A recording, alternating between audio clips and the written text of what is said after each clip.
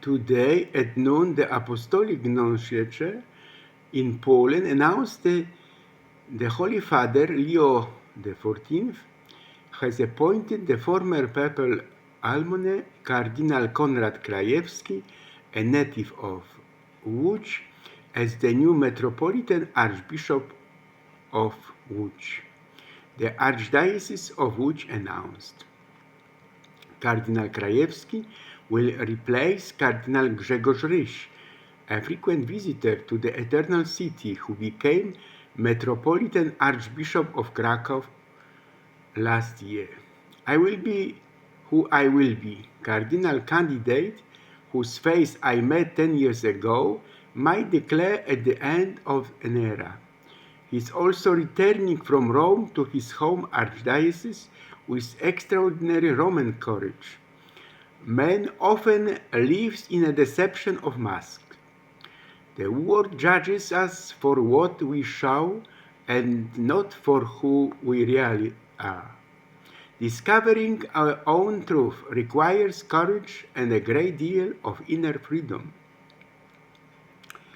Cardinal Krajewski has been the papal almoner since 2013. On May 20, 2018, he was created a cardinal. He is known, among other things, for his direct assistance to the needy and the poor. We wish the reverend appointee ad multos annos, Priest Stanislav. And now, I would like to share my new reflections with my readers. In search of Nathan the Wise in the contemporary liberal democratic rule of law. Where do atheists go wrong? The first meaning of life is understanding that there is no religion, said Marcus Gabriel. His theses are bold and ambitious. We join him in a conversation about the role of religion in society, about God, and what distinguishes God from elf, or from unicorn. We could summarize the topics of interest to the contemporary world in a few questions. What is the significance of the question of God today? Why are atheism, naturalism, and nihilism so popular? The existence of God compared to the existence of elves, unicorns, or the figure of Heidi in Germany. What is our position on transcendence? What is the significance of religion for secular society? God in the modern world, how do we perceive the new enlightenment? Marcus Gabriel, author of Mythology, Madness and Laughter, Subjectivity in German Idealism, together with Zizek Slavoj, he published Mythology, Madness and Laughter, Subjectivity in German Idealism, New York, London. Marcus Gabriel is a German philosopher and writer and lecturer at the University of Bonn. He has published several books and articles exploring topics such as the meaning of life, the existence of God, and the nature of human knowledge. One of his most famous works is Why the World Does Not Exist, in which he challenges the idea of an all-encompassing world as an illusion. Gabriel argues that belief in God cannot be based on objective evidence, but it's a subjective experience shaped by both individual and cultural factors. What role does religion play in contemporary secular society?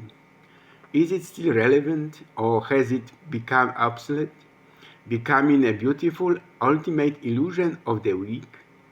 Is God a philosophical question? Is there a philosopher's God? And does life have meaning that we ourselves don't attribute to it? Allow me a few reflections. Recognizing the limits of life and an atheistic, that is, a reductive approach to it, reductive approach to it has led us to transformational religion. See Christianity as a transformational approach to faith. This is a trend or model of religiosity that aims for a profound, holistic transformation of humanity, its relationships with others, and the world around it, not just the performance of ritual or the intellectual acceptance of dogmas. It focuses on transforming the lives of individuals and society through spiritual, relational, and social engagement. We don't know why people believe. We people take the leap of faith. In life, atheism is also a kind of faith in the importance of a meaningful life. Liberal society remains friendly to religion, open to the theological and philosophical challenges of our times.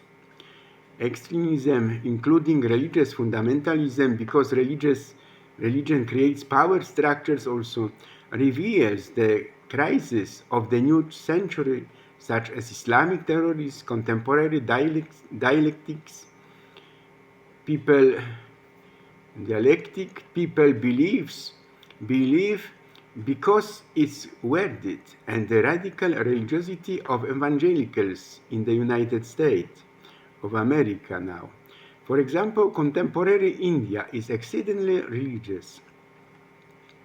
If the contemporary world attempts to reveal religion as a science, it thereby creates the limits of religion. In turn, the opening of a liberal democratic society is realized by adopting a universal religious ethic. We are slowly setting sail, and with full sail, we are heading towards an encounter with legend, for God has become our gateway. However, God is not part of the algorithm.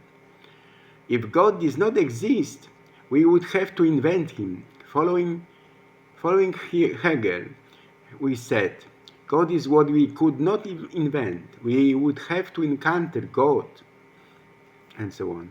The ethical questions of our society already encompass religious questions, for religion has an ethical vocation, and what transcends the universal vocation of religion remains irrelevant to the modern liberal democratic rule of law. Just as for God, this also seems irrelevant, but precisely we believe in our own absolute calling. God's magic comes from his absence. Philosophers say that God and reality are ultimately the same. In my case, I would speak here not so much of transcendence as of God's immanence in the age of reasons. However, all meaning of reality now refers to a fundamental affirmation. Either God exists or he does not. This is the ethics of the liberal democratic state of law and at the threshold of the new millennium. In the book of Exodus, Moses sees a part of God who will say to him, I am who I am. I want to be what I want to be. But what if God is beyond this? In the encounter with Moses, a part of God was revealed, but in reality, not only in biblical encounter with God is his transcendence realized. When God exists beyond this, he exists not like elves, for example, or like Heidi in the plural. For it is I who saw something, and this I tell you. We treat any endings as theft. We feel cheated when a season comes to an end, when we feel as if we've been promised eternity. But nature doesn't work that way.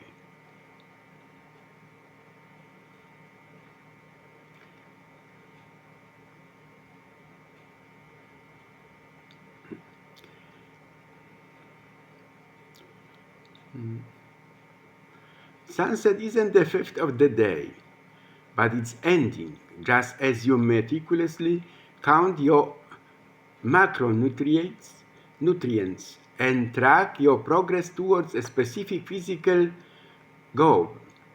You must also recognize that every goal has a finish line. To regret the finish line is to regret the work put into achieving it. I faced the darkest days alone, as you already know. No one will hold me, no one will stay, just me and the storm in my chest. There were nights I hoped someone would notice, but silence was the only thing beside me. So if I seem distant now, it's because I've learned to serve myself, and then that kind of survival changes you. The moment you confuse religion with government, with the rule, common sense dies and the carnage begins, wrote Blaise Pascal. People don't use religion because it's true. Why would people refuse to believe in religion if it's true, when it's so obvious? But people long for something tangible. As a result, an aggressive, total, or all-powerful irrationality is reappearing in the world. See Richard Kapuscinski book titled Imperium. Here, however, extraordinary openness to God belongs to the most essential human vocation. Thank you very much.